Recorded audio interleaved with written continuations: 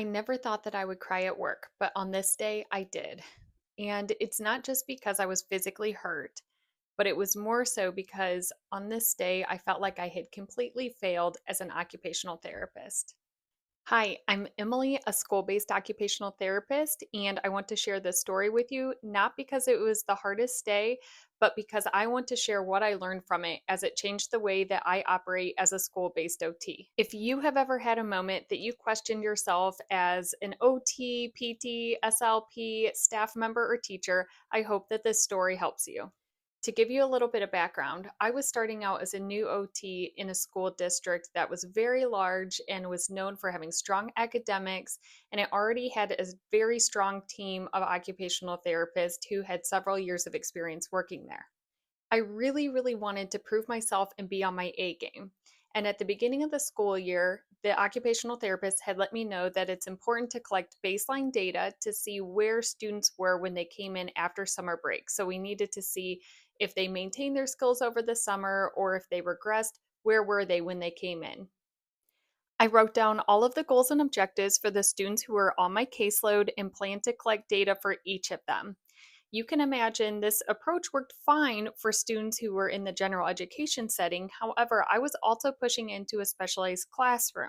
My day was going pretty well, and then in the afternoon, I was going to start to work with one student in the specialized classroom.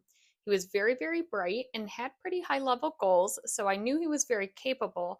However, I was so focused on collecting data on his goal and objectives that I really didn't develop rapport with him first. I put way too much pressure on myself to run a productive session. In addition, I felt like I needed to try to impress the teacher and the other staff members because I was pushing into the classroom and I wanted to do a good job. In this particular classroom, I sat at the teacher's desk and had the student come over. I showed him three different things that we would be doing. I had prepared a short visual schedule for him for the session. And in that instance, he had noticed out of the corner of his eye that there was a snack container. Now, this was not my snack container. I don't know if it was the teachers or the students, but he immediately tried to grab it. And I stopped him and redirected him because it wasn't mine to give. As you can imagine, this was not going well.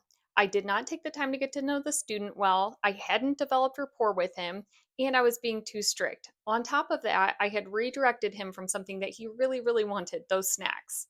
Because it was also the beginning of the school year and literally the first time I had been in that classroom, I did not know what the plan was should his emotions start to escalate. I did not have a plan in place.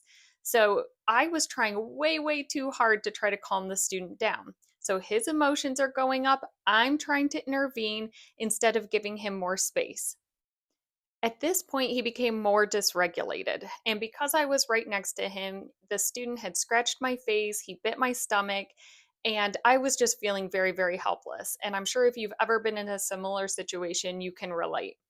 Also, at that very moment, two administrators walked by and they started asking me questions about the student, and I was getting even more flustered. At this point, I'm beginning to get emotional myself.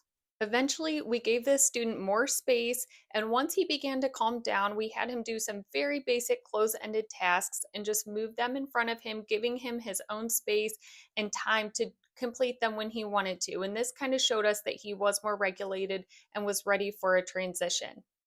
At this point, the student had calmed down, and I went back to the occupational therapy room to do my notes.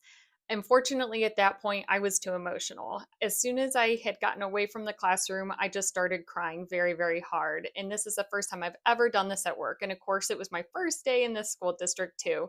But the occupational therapists were really supportive. They gave me hugs and helped me talk through the situation and really process what I would do differently in the future.